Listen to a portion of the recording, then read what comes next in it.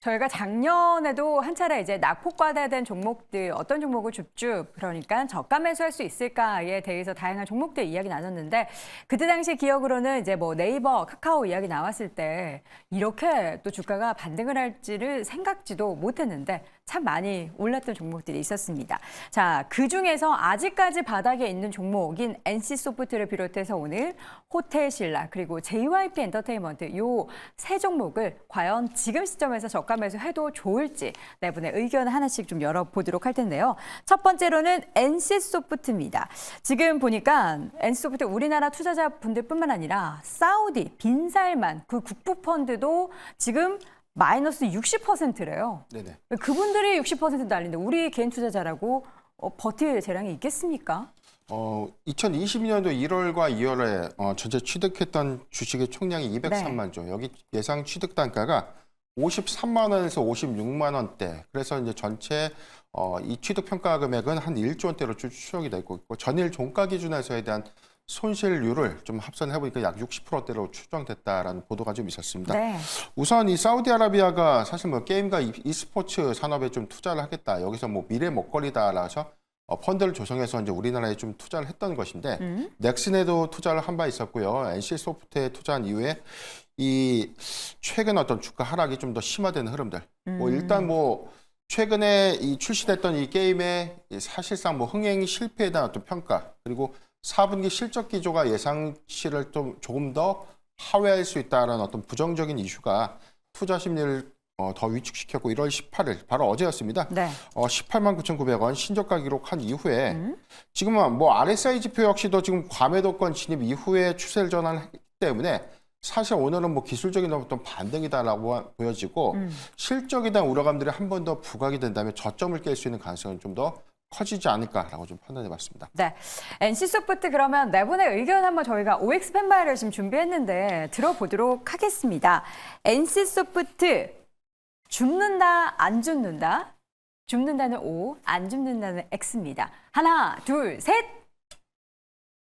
오, 테이버 고수 줍는다. 네. 그래서 테이버 고수는 우리도 고수분들 중에서 네. 가장 연령이 젊고 게임을 실제로 굉장히 좋아하잖아요. 네. NC소프트를 줍는 이유는요? 일단 지금 NC소프트 같은 경우는 제가 주목하고 있는 포인트는 한 가지입니다. 네. 지난 10년 동안 주주들과 게이머들이 모두 다 요구했던 바가 하나 있습니다. 뭐예요? 뭐냐 그러면은 가족 경영이죠. 가족 경영? 네. 어찌 보면은 이제 김택진 대표님의 사모님과 그리고 동생분께서 계속해서 회사를 이끌어가고 있었고 지금 내부에서 나오는 말을 보면은 왜 도대체 그 NC소프트는 이렇게 좀 리니지류를 제외한 새롭고 재미있는 게임들은 나오지 않습니까? 라고 하면은 네. 실제로 NC에 다니셨던 분들이 이제 이렇게 증언하기로는 본인들이 이렇게 안을 올리면은 위에서 까였다. 그리고는 그 부분에 있어서 최근에 위기 상황에서 비상대책위원회 같은 거 열어가지고 회의를 해봤더니 이제 거기서는 임원진분들 이런 얘기를 했대요. 우리가 이런 거 올렸는데 허가 안 해주셨지 않습니까?라고 얘기를 했더니 그 윗분들이 이렇게 얘기했다고 그럽니다. 재미가 없었겠지. 네, 어찌 보면은 서로 좀 책임 얘기를 많이 했었고 네. 이게 리니지류가 돈이 잘 되다 보니까 그게 맞는 길이다라고 생각을 하면서 계속해서 좀 그쪽으로 전진을 하고 지난 10년 동안 그런 문제가 발생했다라고 보실 수 있는데 최근에 보시면은 이제 그러한 부분들에 있어서 구조조정을 하겠다라고 하면서 새로 CBO라고 하는 어찌 보면은 뭐 사업 책임자를 들였고요. 그러고는 현금이 많습니다. 이 부분을 통해 가지고 M&A에 나서겠다라고 발표한 것도 우리가 좀 눈여겨봐야 되지 않을까라고 말씀을 드리고 싶고 최근에 TL 같은 경우에는 국내에서 되게 분위기가 안 좋습니다. 그런데 제가 주변에 TL 하시는 분들한테 많이 여쭤봤더니 네. 요거 서구권에서는 통할 수도 있을 것 같다라는 얘기가 슬금슬금 나오고는 있습니다. 그래요? 그러다 보니까 그래서 과연 서구권에서 이게 아마존을 통해서 서비스가 시작되었을 때 얼마나 접속을 할 것이냐 어느 정도의 뭔가 비즈니스를 만들어낼 수 있을 것이냐 지금까지 쌓아온 데이터로 AR 관련된 사업을 어떻게 할 것이냐 이런 부분 우리가 조금 지켜보셔야 될 것 같고 NC소프트 같은 경우에는 고점 대비 지금 마이너스 80%입니다. 마이너스 80%고 지금 4조 원대까지 떨어져 있는 상황이다 보니 이런 부분에서는 우리가 지금 정도면 한 번쯤 고민을 해볼 필요도 있지 않을까라고 생각을 하고 있습니다. 알겠습니다. 다른 분들 중에서 X 들어주신 분들 가운데 강력하게 NC소프트 지금 투자하는 것은 지양해야 한다라고 생각하시는 분 계신가요? 지금 투자는 아니다. 지금 투자는 좀 기다려야 하나요? 왜냐하면 테이버 고수가 고점 대비 80% 하락을 했다라고 말씀을 하셨는데 동일한 흐름의 패턴을 보이는 종목이 LG 생활건강이 거의 비슷한 형태로의 진행이 되고 있습니다. 이 두 종목이 어떤 형태에서 유사한 흐름에서의 모습을 보여주자면 2010년부터 2020년까지의 성장 흐름이 계속 보여지면서 주가도 대략 한 7, 8배 올랐거든요. 매출도 영업이익도 10년 대비 20년 한 3배 정도 성장하는 모습을 보여줬습니다.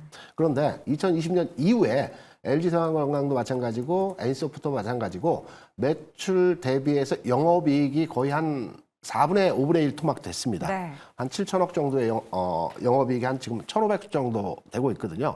이 매출이나 영업이익이 살아나기 위해서는 어떤 대단한 혁신적인 게임이 나온다든가 또 우리가 놀랄만한 어떤 이슈가 있어야지만이 주가가 반응할 것으로 판단되고 있는데 그러한 과정에서 이러한 종목에서의 어떤 변화가 단기간 내에 나타날 것이냐 그건 좀 미지수라고 판단되기 때문에 현재 낙폭이 과대되었기 때문에 해당 종목에 대해 투자를 한번 해볼까라는 측면보다는 횡보의 기간이 좀 나타날 가능성이 있기 때문에 좀 지켜보는 관점으로 바라봐야 되지 않겠나 이렇게 생각합니다. 알겠습니다. 다양한 의견들이 있고 그 의견을 듣기 위해서 우리 네 분의 고수와 함께하는 거니까요. 여러분들도 잘 좀 판단을 하시는 데 도움이 됐으면 좋겠습니다. 두 번째 종목입니다. 호텔신라.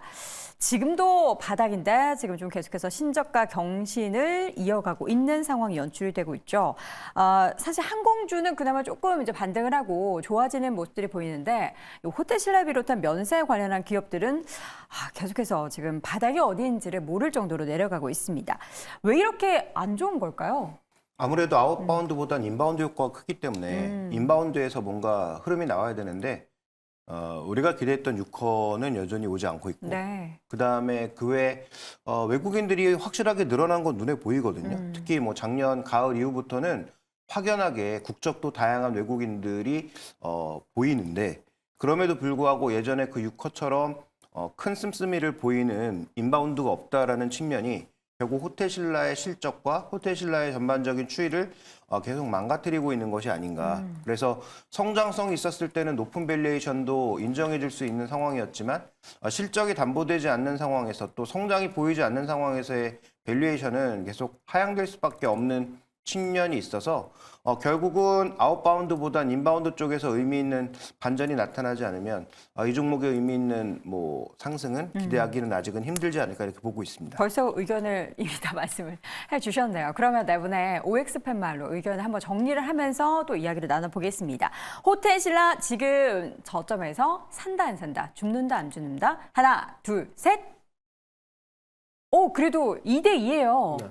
좋은 의견 내주신 분이 두 분이기 때문에 변영인 고수님, 호텔신라 왜 사야 한다고 생각하십니까? 우선 뭐 3분기에 대한 이 중국 관광객들의 유입 효과가 4분기에 실적으로 좀 이연될 수 있다. 이 기대감들은 근본의 4분기의 실적 전망치가 예상 영업이익에 따라서 하회할 수 있다는 우려감들도 있었고 두 번째는 중국발 노선에 대한 이 회복률, 노선 회복률이 아직 40% 미만입니다. 11월 말 기준에서.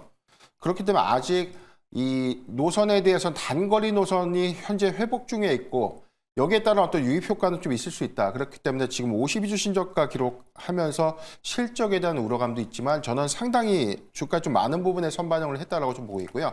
다만 이제 1분기부터의 여러 가지 어떤 악재 부분들을 좀 개선될 수 있는 여지가 있다는 점이 노선 회복률과 좀 연동해서 봤을 때 1분기 관점에서는 실적 관점에서 추세를 전환할 수 있지 않을까라고 좀 판단해 봤습니다. 네. 실적에 대한 기대. 김대중 교수 혹시 또 조금 다른 의견 있으신가요? 실적도 마찬가지고요. 네. 호텔신라도 마찬가지고 백화점 관련주도 비슷하게 많이 빠졌습니다. 유통주들도. 그쵸. 네, 그런데 해당 업종의 종목들은 경기 동행 또는 민감주입니다. 경기가 좋아지면 당연히 이 주가도 올라가게 되어 있거든요. 그렇다면 올해 경기 전망치를 뭐 각 그 경제 전문 기관에서 지난해보다 나아질 것으로 다들 판단하고 있습니다. 그렇다면 지금 시점에서 주식을 사는 거는 그렇게 무리가 아니다라는 측면으로 해당 종목에 대해 판단하고 있죠. 자, 테이블 고수 안 산다라는 의견. 지금 네. 너무 그렇게 또 안 좋게 얘기를 네. 하는 그런 댓글 지양하세요. 왜냐하면 유명인이시잖아요. 왜냐 그러면 영향력 있는 저는 분인데. 뭐 호텔신라가 그때 뭐 작년이었을 거예요. 아마 여행 재개 소식이 나오면서 올라간다 할 때 네. 제가 아주 강한 영상을 남겨놨습니다. 안 된다라고. 왜냐 그러면 첫째 진입장벽이 낮습니다. 지금 보시면 에어비앤비를 포함해서 우리가 모텔만 가시더라도 이게 상당히 이제 좀 이게 잘 돼 있는, 그러니까 소위 말하는 우리가 야놀자 그때 K 대실의 세계화라고도 말씀을 드렸는데 이런 부분에 있어가지고 우리나라 같은 경우에는 대실과 숙박업이 좀 더 진입하기가 쉽다라고도 보실 수 있는 부분이 많습니다. 그리고 에어비앤비를 통해 가지고 우리가 또 빈 공간에서도 많은 좀 숙박시설 공유가 많이 이루어지고 있다라는 점, 이런 부분에서 과연 호텔 신라가 영업이익을 잘 남길 수 있을까에 대해서도 보셔야 되고요. 네. 그리고 또 한 가지, 이 기업 같은 경우에는 그동안 면세라는 이유로 버티는 모습을 보였고 삼성그룹이기 때문에 삼성그룹주에 대한 매수세로 버티는 모습을 보였습니다. 당연히 매출을 보나 아니면 들고 있는 자산을 보나 지금 시가총액 2조대라는 거는 싸 보일 수밖에 없습니다. 하지만 이 기업 같은 경우에는 이익을 제대로 남기지 못하며 그리고 배당도 지급하지 못하는 기업입니다. 추가적으로 과거 2년 동안 부채가 많이 쌓여있는 상황에서 최근에 신라스테이 확장세 통해 가지고 여러 가지 또 부채가 또 쌓여있는 상황이고, 그리고는 여기 요 근처죠, 저희 장충동 쪽에 있는 거 그런 쪽에도 지금 공사 리모델링 얘기가 나오는데 그 공사마저도 유물이 나오면서 또 밀려있고 그 부분에는 이자가 계속 발생하고 있습니다. 여기도 부채가 상당히 많기 때문에 네. 돈을 못 벌고 부채가 많은 기업은 고금리 시대는 피하셔야 되지 않을까라고 생각하고 있습니다. 네, 호텔 신라. 저는 이제 개인적으로 제가 그 호텔 신라의 그 이부진 사장을 네. 굉장히 좋아해요. 예, 가끔 닮았다는 소리도 조금 종종 들어가지고 그냥 좋아하는데 열심히 경영을 뭔가를 또 쇄신을 하기 위해서 하겠죠. 근데 또 이게 또 숫자로 안 찍히다 보면 또 업황에 대한 기대감이 없다 보면 당연히 주가는 이렇게 흘러내릴 수밖에 없는데 이렇게 흘러내린 주가를 끌어올리기 위한 무언가 하나 부진이 언니 힘내주시기 바랍니다. 자, 이어지는 종목은 JYP 엔터테인먼트입니다. 얼마 전에 그 박진영 씨가 이 주식을 50억 원어치 샀다고 해요. 근데 작년에 그 슈카라는 유튜버 부대 나와 그 채널에 출연해서 나라면 지금 사겠다라고 했던 것보다 주가가 더 내려갔거든요. 그래서 과연 JYP 엔터테인먼트 이 수장이 이 종목을 매수했다라는 것을 우리가 따라가도 될지에 대해서 참 궁금증이 많이 생기는데 김정윤 교수님 어떻게 보셨습니까? 그 제가 이 시간에 아마 얘기를 한 건지 잘 기억이 안 네네. 나는데 그 작년 한 해 우리나라 K-팝 아티스트의 음반 판매 순위를 보시면 1, 3위가 세븐틴, 네. 그다음에 2, 4위가 스트레이키즈입니다. 네. 그래서 얼마 전에 주가 빠진 게 뭐 엠믹스, 그다음에 뭐 있지, 이들의 음반 판매량이 예상보다 크게 못 미치고 있다라고 네. 했는데 이들의 이익 기여도는 그렇게 높지가 않습니다. 그래서 엠믹스는 지금 뭐 생각보다 4세대 아이돌 중에서는 굉장히 이 성과가 낮고, 그다음에 뭐 3.5세대, 3세대로 불리는 있지도 뭐 중박 정도라고 해야지 소위 뭐 대박은 아니었던 거죠. 네. 그러면 그동안 이 JYP의 현금을 이끌었던 건 누가 뭐래도 스트레이키즈의 600만 장이 넘는 거의 700만 장이 육박하는 작년 한 해의 음반 판매량, 450만 장의 음반 판매량과 그다음에 이들의 어떤 공연 수익, 그다음에 지금 음반은 전혀 잘 안 되고 있지만 트와이스의 해외 공연 수익 이런 네. 것들이 작용했던 거죠. 그러면 제가 보기에 JYP의 그 자신감은 올해 새로 데뷔할 V차와 V차. 네, 그 미국에서 데뷔한 그 V차와 그다음에 스트레이키즈가 작년에는 활동이 조금 미진했던 것으로 보이는데 올해 음반 활동이나 이런 것들을 조금 높이면 어느 정도의 추가 확장이 가능하다라고 믿고 있는 것으로 보이고, 그다음에 지금 대부분의 분들이 잘 모르시는 분들도 있겠지만 트와이스의 해외 공연은 생각보다 굉장히 인기가 높아서 미국이나 일본이나 이런 쪽에서 돔 투어가 가능할 정도의 퍼포먼스를 이미 보여주고 있거든요. 그래서 이런 어떤 수익성 모델들이 충분하기 때문에 주가 급락을 통한 자신감 있는 매수를 보여준 게 아닌가라고 판단하고 있기 때문에 네. 저는 뭐 따라가도 되지 않을까. 그 따라가는 거 팬심으로 따라가는 건 아니죠? 전혀 아닙니다. 네. 알겠습니다. 그럼 바로 이제 OX 팻말을 들어보도록 하겠습니다. JYP 엔터테인먼트 저가매수 한다. 하나, 둘, 셋. 오, 많이 나왔어요. 변고수님만 X 의견 주셨는데 간단하게 의견을 좀 이야기해보죠. 저희가 시간이 진짜 많이 네네. 소요됐네요. 일단 뭐 특별한 이슈는 없고 네. 엔터주 말고 지금 52주 신저가 종목들 대형주에도 많습니다. 네. 그렇기 때문에 지금 단기에 대한 어떤 이 주가 회복률 관점에서 봤을 때는 저는 엔터주보다는 타 종목, 자동차주라든가 뭐 최근 2차 전지 배터리셀 3사 안에서 뭐 삼성 SDI 네. 이런 종목들이 전 더 낫지 않을까라고 보고 있습니다. 이거 말고 더 좋은 종목들 사는 게 수익률이 더 좋겠다라는 거고, 김대중 교수님의 엔터주, JYP에 대한 매수 의견은 어떤 엔터주는 관점일까요? 여름에 강하고요. 최근에 1년 주가 상황을 보게 되면 6만 원대에서 출발해서 14만 원 갔다 지금 8만 원에 왔습니다. 기조 자체는 상승 트렌드에 있다라고 보고 있고요. 네. 지금의 조정은 적절한 조정 수준에서의 가격 범위이기 때문에 사도 괜찮다라고 생각합니다. 알겠습니다. 자, 이렇게 해서 신저가 기록하고 있는 종목들 3개를 꼽아서 저희가 의견을 나눠봤는데 또 이후에 3개월, 4개월 뒤에도 주가가 어디에 가 있을지 여러분 함께 지켜보시기 바라겠고요. 다시 한번 네 분의 의견 정리해 보겠습니다. 김대중 고수의 의견 먼저 확인해 볼게요. 낙폭과대에 따른 일시적 반등 가능하다. 김종효 고수, 낙폭과대주는 원인 해소를 확인해야 한다. 변영인 고수, 시총 상위주의 낙폭, 줍줍의 기회다. 테이버 고수는 올해의 핵심은 AI다라고 의견을 남겼습니다. 저 부분은 제가 잠깐만 좀 해명을 하자면 이게 뭐예요? 마지막 질문이 그 저점 매수로 접근해 볼 만한 종목을 좀 이건 말씀을 뭐 하나 얘기하시려고 예. 했군요. 뭐예요? 해달라고 하셔가지고 제가 계속 말씀드리는 51선, 100일선 나오면 삼성전자, 하이닉스 사셔도 올해는 충분하다. 근데 그 반도체를 종목은 중심으로 보셨으면 신저가 좋겠다. 아니잖아요.